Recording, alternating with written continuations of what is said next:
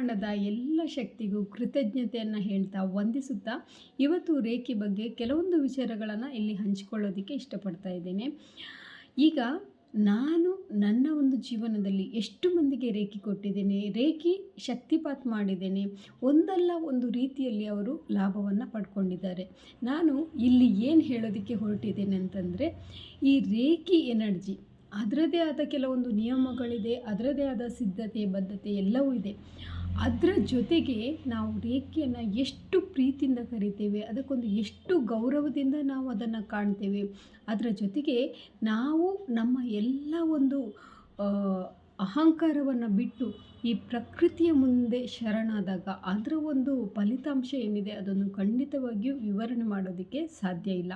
ಯಾಕಂದರೆ ಈಗ ಉದಾಹರಣೆಗೆ ಹೇಳೋದಾದರೆ, ದಿವ್ಯ ಶಕ್ತಿ ರೇಖೆ ಕನೆಕ್ಟ್ ಆಗು ನಾನು ಯಾವ ರೀತಿ ಹೇಳಿಕೊಟ್ಟಿದ್ದೇನೆ ಆ ರೀತಿ ಮಾಡಿದ ನಂತರ ನೀವು ಸಹಸ್ರಾರ ಚಕ್ರಕ್ಕೆ ಹಸ್ತಕ್ರಿಯೆಯನ್ನು ಮಾಡುವಾಗ ಆ ಒಂದು ಬ್ರಹ್ಮಾಂಡದ ಎನರ್ಜಿ ನಿಮ್ಮ ಎಲ್ಲ ಬೆರಳುಗಳನ್ನು ತಾಗಿ ಇಡೀ ನಿಮ್ಮ ಶರೀರವನ್ನು ಆವರಿಸಿದೆ.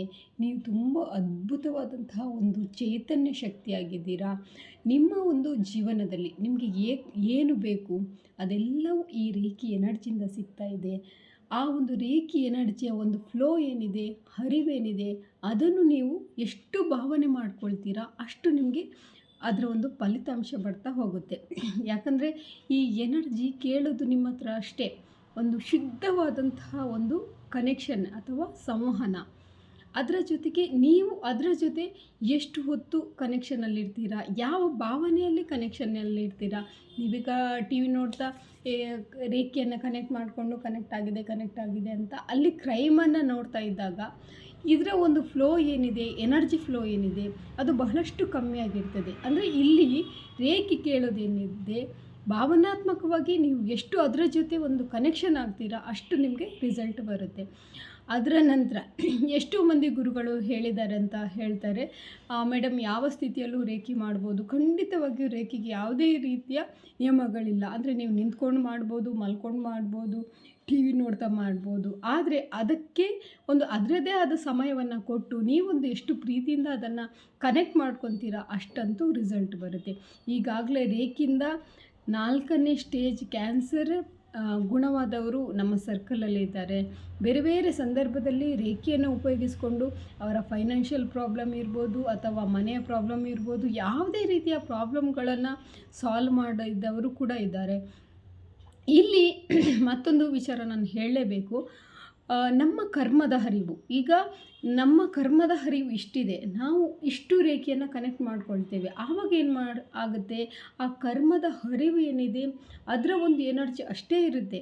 ನಾವು ಇಲ್ಲಿ ಎಷ್ಟು ಜಾಸ್ತಿ ಮಾಡ್ತಾ ಹೋಗ್ತೇವೆ, ನಮ್ಮ ರೇಖೆ ಎನರ್ಜಿ ಇರ್ಬೋದು, ಯೂನಿವರ್ಸ್ ಎನರ್ಜಿ ಇರ್ಬೋದು, ನಮ್ಮ ಒಂದು ಒಳ್ಳೆಯ ಮನಸ್ಥಿತಿ ಇರ್ಬೋದು, ನಮ್ಮ ಒಂದು ಚೈತನ್ಯ ಆತ್ಮದ ಒಂದು ಶಕ್ತಿಯ ಒಂದು ಎನರ್ಜಿ ಇರ್ಬೋದು, ಅದನ್ನು ನಾವು ಎಷ್ಟು ಜಾಸ್ತಿ ಮಾಡ್ತಾ ಹೋಗ್ತೇವೆ ನಮ್ಮ ಕರ್ಮದ ಫ್ಲೋ ಏನಿದೆ ಆವಾಗ ಕಮ್ಮಿ ಆಗ್ತಾ ಹೋಗುತ್ತೆ. ಅದಕ್ಕೆ ಇಲ್ಲಿ ಕೇಳೋದು ಪರಿಶುದ್ಧತೆ.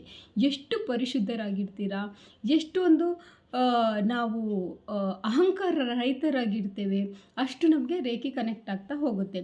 ಈ ವಿಚಾರ ಖಂಡಿತವಾಗಿಯೂ ನಾನು ಎಲ್ಲ ಸಂದರ್ಭದಲ್ಲೂ ರೇಖೆ ಕೊಡುವಾಗಲೂ ಪ್ರತಿಯೊಬ್ಬರಿಗೂ ಹೇಳ್ತೇನೆ, ಓಕೆ ನೀವು ರೇಖೆ ನಿಯಮಗಳನ್ನು ಪಾಲನೆ ಮಾಡಿ, ಈ ರೀತಿ ಇದೆ ರೇಖೆ ಎಲ್ಲ ಹೇಳಿದ ಮೇಲೂ ಕೂಡ ನೀವು ಎಷ್ಟೊಂದು ಎಮೋಷ್ನಲಿ ಅದಕ್ಕೆ ಕನೆಕ್ಟ್ ಆಗ್ತೀರಾ, ಎಷ್ಟು ಪ್ರೀತಿ ಕೊಡ್ತೀರಾ, ಎಷ್ಟು ಅದನ್ನೊಂದು ಗೌರವದಿಂದ ಕಾಣ್ತೀರಾ, ಆ ಒಂದು ಕಣವನ್ನು ನೀವು ಎಷ್ಟೊಂದು ಅದ್ಭುತವಾಗಿ ಅನುಭವಿಸ್ತೀರಾ. ಆವಾಗ ನಿಮಗೆ ರೇಖೆ ಖಂಡಿತವಾಗಿಯೂ ಕನೆಕ್ಟ್ ಆಗೇ ಆಗುತ್ತೆ. ಇಲ್ಲದಿದ್ದರೂ ನೀವು ರೇಖೆ ಕೇವಲ ಒಂದು ಮನಸ್ಥಿತಿಯಲ್ಲಿ ಕನೆಕ್ಟ್ ಆಗದೆ ನಿಯಮಬದ್ಧವಾಗಿ ಮಾಡಿದರೂ ಕೂಡ ರೇಖೆ ಕನೆಕ್ಟ್ ಆಗೇ ಆಗುತ್ತೆ. ಆದರೆ ನೀವು ಎಷ್ಟು ಎಮೋಷ್ನಲಿ ಅದರ ಜೊತೆ ಒಂದು ಪ್ರೀತಿ, ವಿಶ್ವಾಸ, ಬಾಂಧವ್ಯ ಯಾವ ಶಬ್ದವನ್ನು ಕೂಡ ಬಳಸಿದರೂ ಇಲ್ಲಿ ಕಡಿಮೆನೆ. ಹಾಗೆ ಈ ರೇಖೆ ಎನರ್ಜಿ ಅನ್ನುವಂಥದ್ದು ದಿನನಿತ್ಯದಲ್ಲಿ ಮಾಡ್ತಾ ಹೋಗಿ ಇದರ ಒಂದು ಫಲಿತಾಂಶ ಖಂಡಿತವಾಗಿ ನಿಮಗೆ ಸಿಗುತ್ತೆ. ಪರಿಶುದ್ಧ ಕ್ರಿಯೆ ಎಲ್ಲರನ್ನು ಕ್ಷಮಿಸಿ ಎಲ್ಲರ ಬಳಿ ಕ್ಷಮೆ ಕೇಳಿ ಮಾಡುವಂಥದ್ದು. ಮುಂದಿನ ದಿನಗಳಲ್ಲಿ ಈ ಸಿಂಬಲ್ಗಳು ಯಾವ ರೀತಿ ಕೆಲಸ ಮಾಡುತ್ತೆ ಎನ್ನುವುದನ್ನು ಕೂಡ ವಿಡಿಯೋದಲ್ಲಿ ಹೇಳ್ತೇನೆ. ಎಲ್ಲರಿಗೂ ಶುಭವಾಗಲಿ.